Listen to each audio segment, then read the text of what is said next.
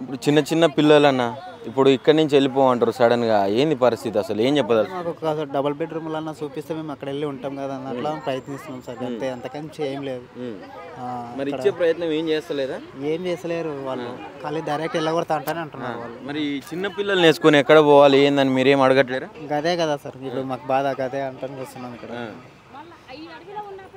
Double bed ఇంత జులుం ప్రదర్శిస్తున్నారు. ఇప్పుడు పోలీసు వాళ్ళు కూడా వచ్చి కరాఖండిగా పోవాలి మీరు అని చెప్తా ఉన్నారంట, కొంచెం గట్టిగానే మాట్లాడుతున్నారట మీతోటి. ఎందుకు అంత అవసరం ఎందుకు వచ్చి? ఇప్పుడు వేరే వాళ్ళకు కూలగొట్టినప్పుడు ఇచ్చిన ఇండ్లు మీకు ఎందుకు ఇవ్వట్లేరన్న? అసలు ఏమో సార్, మాకు వాళ్ళకే తెలియాలి. మరి ఇక్కడ మేము వచ్చి చాలా సంవత్సరాలు అవుతుంది ఇక్కడ అవుతుంది. రోడ్లప్పు ఉంటున్నాము, మాకేమొద్దు. ఆయనకి ఎట్లా న్యాయం చేసిరో ఇప్పుడు మమ్మల్ని న్యాయం చేయండి, మాకన్నా ఆడికి తోలుకొని పోయిందిగా, మాకు కూడా అట్లా న్యాయం చేయండి. డబుల్ బెడ్రూమ్లు అన్నీ ఇవ్వండి, కనీసమైనా ఇంత జాగానైనా చూపిని పోతాం. మేము రోడ్లప్పు ఉంటే ఉన్నాము ఇట్లనే. ఈడ కూడా తవ్వినాక వాళ్ళకే న్యాయం. కనీసం మీ దగ్గరికి వచ్చి మాట్లాడి నిజంగానే ఎంతమంది ఉన్నారు ఏందని చెప్పి అడిగి తెలుసుకునే ప్రయత్నం కూడా చేస్తలేరు ఇంతవరకు ఎవరు. మరి ఎట్లా పోతారు వెళ్ళిపోమ్మంటే? ఇప్పుడు పిల్లల్ని తీసుకొని రోడ్లప్పు ఉంటూ ఉండాలి మేము. ఇక చిన్న పిల్లలు ఉన్నారు, మొన్ననే పుట్టినాడు ఒక పాప ఉండే, ఇప్పుడు పాలియనిక పోయింది వాళ్ళ అమ్మ. ఇప్పుడు సడన్గా వెళ్ళిపోమంటే మేము ఎక్కడ వెళ్ళిపోవాలి? కనీసం మాకు డబుల్ బెడ్రూమ్లు చూపించినా చాలు. ఆయన ఓట్లు వేయమన్నప్పుడేమో రేవంత్ అన్న ఓట్ల కోసం అడుగుతాడు మమ్మల్ని, ఇప్పుడేమో ఇట్లా అదే ఇట్లా ఇక ఓట్లు వేసుకున్నప్పుడు అవసరం వస్తాము, ఇప్పుడు అవసరం రాము మేము. మళ్ళీ ఓట్లు వచ్చినప్పుడు మళ్ళీ మేము అవసరం వస్తాం. అదే మాకేం వద్దన్న, ఒక డబుల్ బెడ్రూమ్లు అన్నా ఏడన్నా ఇంత జాగా చూపిస్తే అప్పుడు దాకా రెడీ గురు. కానీ ఇట్లా సడన్ గా తీసేయంటే చిన్న పిల్లల్ని పెట్టుకొని మేము ఏ రోడ్డు మీద ఉండాలి? పక్క అసలు వీళ్ళందరినీ మళ్ళీ వర్షం కురుస్తుంది పైకి వెళ్ళి, చిన్న పిల్లలు, మా పిల్లకేమో పిడిచేస్తుంది, నాకేమో ఏదైనా ఉంది. ఆలోచించి ఏదైనా వస్తున్నాయి. సడన్గా వెళ్ళిపోమంటే పిల్లల్ని పెట్టుకొని ఏడుకోవాలన్నాం మేము. ఈ చెరువులో ఆయనకేమో న్యాయం చేస్తారు, మాకేమో న్యాయం చేస్తలేదు. ఇన్ని రోజుల నుంచి ఉన్నాక 10-15 సంవత్సరాలు అవుతుంది వచ్చి, మేమైతే 10 సంవత్సరాలు అవుతుంది, మిగతాలేమో 15 సంవత్సరాల నుంచి ఉన్నారు. మా పిల్లకేమో పిడిచి వస్తుంది. ఇట్లా సడన్గా వెళ్ళిపోమంటే మేము ఏడికి వెళ్ళిపోవాలి? ఎవరెవరు ఇప్పుడు చిన్న పిల్లలు ఉన్న వాళ్ళు ఉన్నారు, ఇక్కడ ప్రెగ్నెంట్ లేడీస్ ఉన్నారు, అందరు ఉన్నారు. మొన్న డెలివరీ అయిన వాళ్ళు మొన్న 2-3 పిల్లలు చచ్చిపోయారు ఇన్నే ఉట్టి, చిన్న పిల్లలు, 5 నెలల పిల్లలు. మాకెంత బాధ ఉన్నది. అన్న ఓట్లప్పుడేమో ఇట్లా చేస్తాడు, మాకు ఇప్పుడు అన్యాయం చేస్తాం, మేము ఏడుకోవాలి.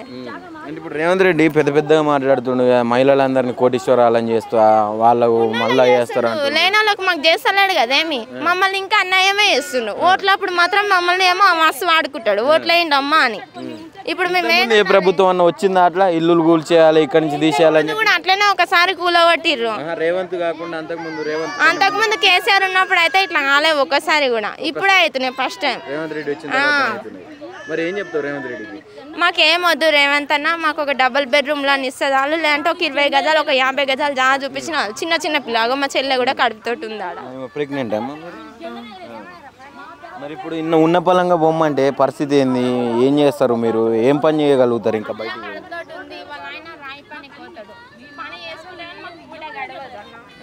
ఇప్పుడు మాకు రేవంత్ అన్న ఏదన్నా చూపిస్తాడేమని మేము ఆశతోనే ఆయన బి చెప్పింది కదా, మీకు ఏదన్నా అక్కడ చేస్తాము, మీకు ఆడపిల్లలకు 2000 మీరు ఎన్ని అన్నాడు, ఏది చేస్తలేడు. కనీసం ఉన్న వాళ్ళకి అన్నీ చేస్తున్నాడు, మాకు లేని వాళ్ళకి కనీసం డబుల్ బెడ్రూమ్లో అన్న చూపిస్తాం, మేము వెళ్ళిపోతాం కదా. లేదంటే ఏదన్నా జాగా చూపిస్తాం.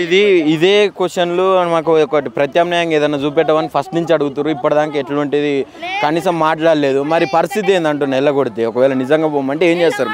వర్షాకాలం కదా, చిన్నపిల్లల్ని వేసుకొని ఇట్లా రోడ్ల పంట ఉండాలన్న మా పరిస్థితి అయితే అదే. మాకు ఎక్కడ జాగలేదు, ఇన్ని సంవత్సరాల నుంచి ఉన్నాం కాబట్టి మేము అడుగుతున్నాం, లేదంటే అడగకపో. ఆయన బి ఏమన్నా లేని వాళ్ళకి ఇంద్రమిన్లు ఇస్తా అన్నాడు, కనీసం మాకు అవి ఇవ్వాలి. అట్లనే ఆయన పేరు ఉంటుంది కదా, లేనిది ఇప్పుడు మమ్మల్ని వెళ్ళిపో అంటే వర్షాకాలం పిల్లల్ని పెట్టుకొని మేము ఏ రోడ్డు మీద ఉండాలి? మేము ఆ ట్యాంకర్ల పంట కూర్చోవాలా? కనీసం ట్యాంకర్ వాళ్ళు అక్కడ నీళ్ళు పోతే పోండే మీకెవరు ఇస్తారు నీళ్ళు, ఫుల్ ట్యాంకర్ల నీళ్ళు అని అంటారు. మమ్మల్ని అడ్డమైన మాట్లాడతారు. అప్పుల కడుతోటి ఉంది, నీళ్ళు కూడా మోసుకోనికే మాకు ఇబ్బంది ఉంది. అయినా కానీ మాకు ఒక ఇల్లు చూపి, ఒక దారి చూపి అంటున్నాం, మేము ఏదో వద్దా అంటున్నాం. కనీసం మాకు జాగన్నా ఇల్లు చూపిస్తే వెళ్ళిపోతాం అన్నా మేము. అప్పటి వరకు అయితే చిన్నపిల్లలు ఏడుకోవాలన్నా కిరాయిలు కూడా 10,000 8,000 ఉన్నాయి, ఏడగట్టాలి మేము.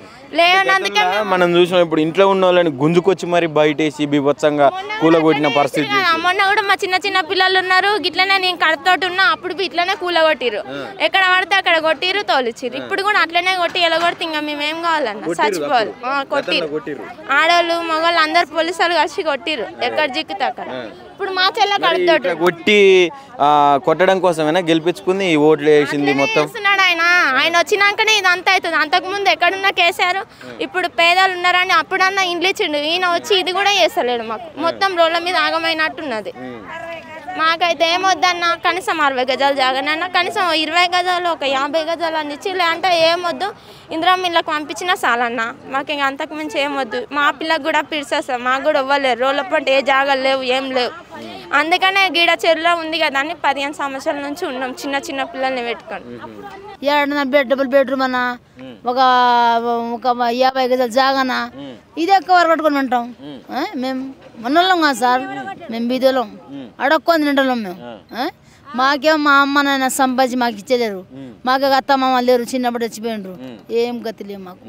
కూలీ ఇలా కూలీ లేకుంటే ఇలా తిని నీకు కూరగాయలు లేవు ఇంట్లో. ఒక పక్క నేను ఆడోళ్ళకు మంచిగా చేస్తా ఉన్నా, ఆడపిల్లలకు ఆడోళ్ళకి అందరికి మంచి చేస్తున్నా, వాళ్ళని కోటీశ్వరాలని చేస్తానేమో రేవంత్ రెడ్డి చెప్తుండు. ఇక్కడ చూస్తేనేమో గుడిసెలు కూలేవు సార్. మరి చెప్పు దారి చూపెట్టాను మాకు, చూపిస్తే కరెక్ట్ రేవంత్ రెడ్డి సార్ చూపించినాడు మాకు దారి అని అంటాం.